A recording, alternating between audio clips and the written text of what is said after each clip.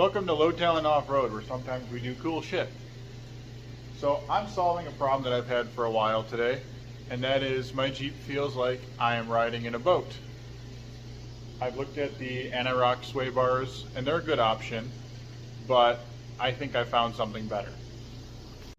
This is the Sway-Loc dual rate sway bar system, which is kind of the best of both worlds, where it's firmer than stock on-road, and it's a little softer than anti-rock off-road, and it's got a little lever that you can flip to switch. I haven't seen a lot of people review this before, so we're going to give it a shot. Part of the reason for the boat-like feeling when I drive this is that the factory Rubicon bar has that much slop in it.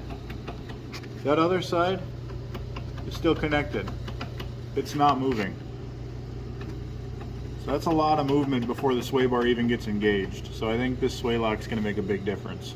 What I've got right now is a factory Rubicon sway bar disconnect that doesn't work.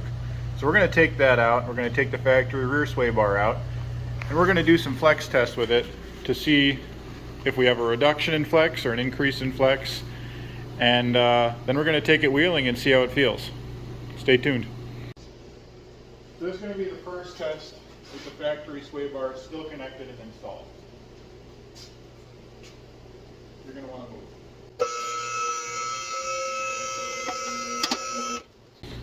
So the body of the Jeep is sitting at about, 12 degrees with the factory sway bar still attached. And that back tire just came up off the ground. So we're going to measure this and we're going to see how high it sits. So with the factory bar still attached, we're sitting right about 23 3/4 on that lift arm. So we're going to disconnect it and we're going to do it again. Alright, this is going to be the test with the factory sway bar disconnected in the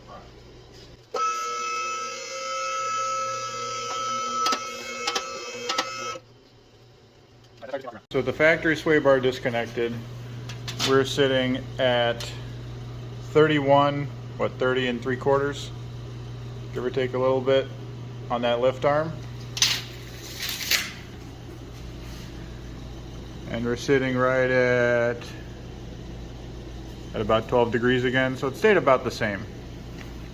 Alright, so we're going to start by removing our factory front and rear sway bars.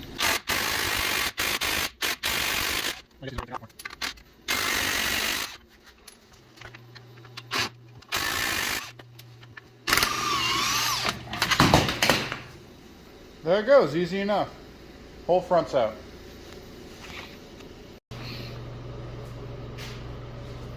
Alright, so next we're going to take off the rear sway bar, which I'm not going to try to hold the camera while I do it.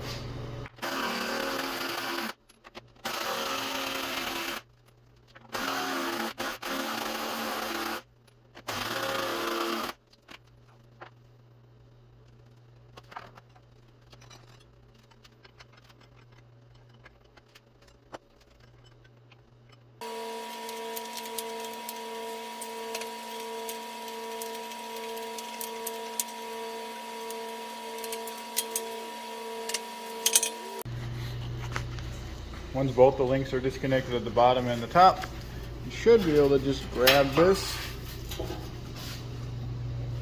and feed it out. You're going to have to feed it over the exhaust here, so I might have to do that off camera. Alright, I got that out. He's helping. And ideally I'd like to be doing this not when it's covered in ice and mud, but I tried to wash it, but it's 0 degrees out, so you know, you get what you pay for. So to put these mounting plates on, they use the factory holes. You got to drill some more, but since my Jeep is super nice and I live in the Midwest, I get to run a tap through most of these to clean up the threads, but also I get to figure out how to get a busted one out of the driver's side from the previous owner. So that'll be fun.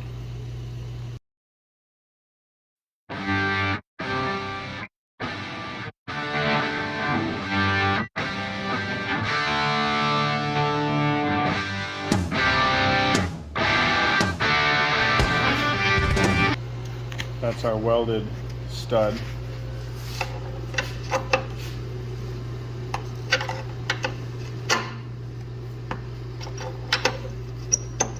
I'll let you know when it's out. Okay, so I got these back brackets lined up now. I got my pilot holes drilled for both sides. And the directions say to ream those out to 3/4 of an inch, and it gives you a little bit of extra play to line everything up. So we're going to do that next. And now we trim a little bit of this body away here. This part right in here. They said bring it all the way up against that body mount, so we're going to bring it a little bit closer. Just like that, and then you match it on the other side. And if you look at this, this is how it gets its dual rate. It's got an inner bar and an outer bar, and it changes which one it engages on when you flip the lever. So that's pretty cool.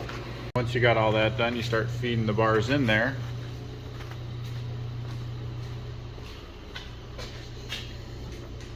And it fits just kind of like that.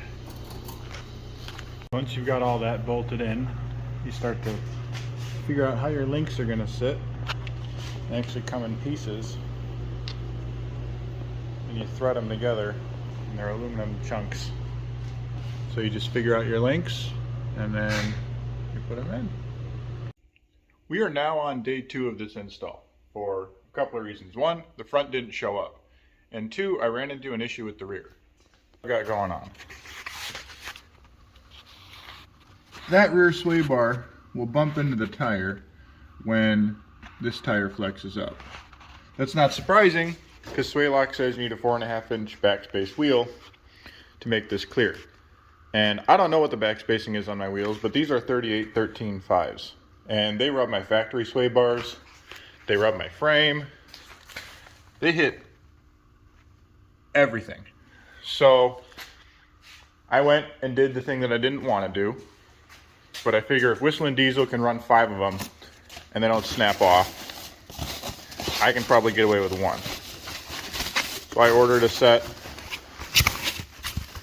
of 1.5-inch aluminum wheel spacers from Amazon, and we're going to throw those on today and see how it goes.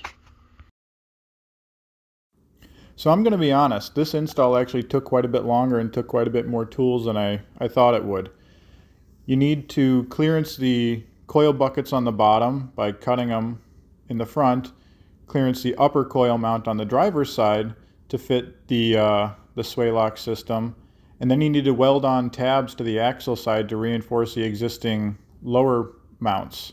I have a track bar reinforcement bracket, and I also had to trim that to make all of this fit. So just keep in mind, if you're thinking about running this product, that there is going to be some cutting and welding involved in doing it, and just plan accordingly that you're going to need some time and some extra tools to probably get this installed. So here's a good view of what that system looks like installed. So you've got your torsion bars back there, and these arms, and then you've got your links that go down and bolt onto the axle.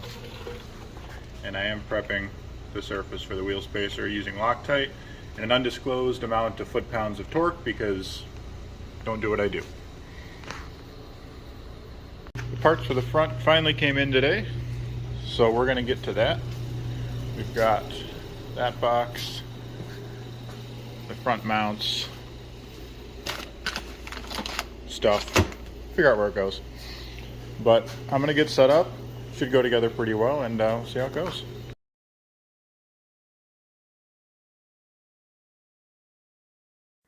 So in the directions, it tells you to be careful with the plastic retainers that hold the torsion bars, because they're hard to push in, and if they break, you're basically boned. And so what you see here is I'm sitting here trying to gently push them in with a piece of wood and a hammer, and then go through, you feed your torsion bars through after that.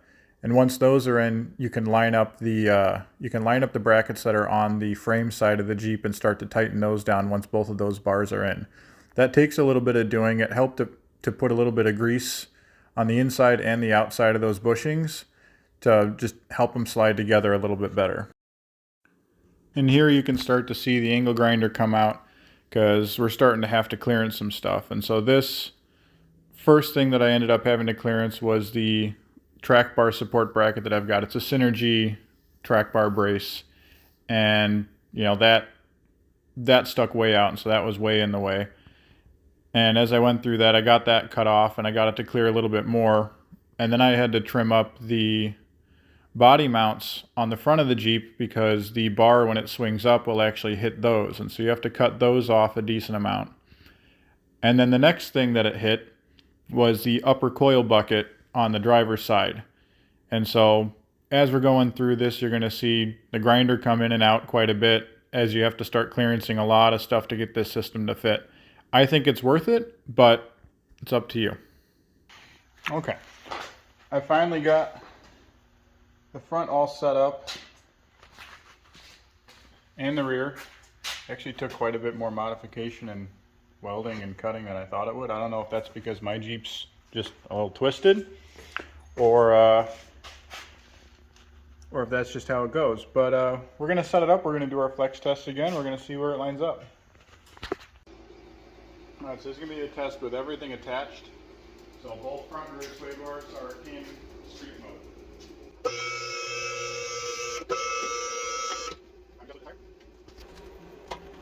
So we've got right about 10 degrees of angle on the Jeep, which is pretty decent decrease from where we were at before. And then I had a tape measure sitting here. I'm gonna find my tape measure. All right, I got the tape. So with everything attached, sitting right about 18 inches off the ground, which is really good. We don't want a lot of flex with this because this is in street mode still. All right, we're gonna disconnect it. We're gonna see what it does. All right, so we're gonna go around and disconnect it. This is what you do. Take this, you flip that, and then you go back here. There's another one back here. You flip that, and you give the Jeep a little shake. You hear both of them click, and you're good to go. All right, this is with both of them in off-road mode, front and rear.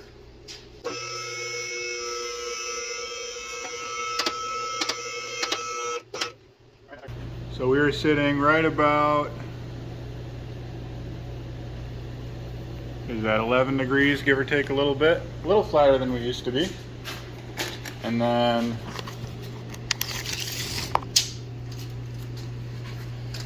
we are sitting at about 32.5 off the ground. So I'll have to look back at the other videos and see where that lines up, but that seems pretty good to me. And we got nothing binding up there. Got nothing binding up there. So you can see how far it's offset from that main bar here. Let's go back here. We're pretty well stuffed. Let's see if we're making contact. We are not. We have a little gap between, you can't see that, but we got a little gap between the sway bar and the tire, which is not what we used to have. It used to be really tight in there.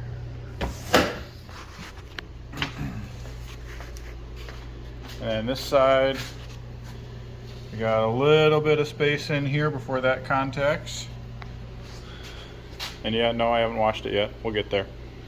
Cool. All right, next thing we're gonna do is we're gonna take it off-road and see how it does.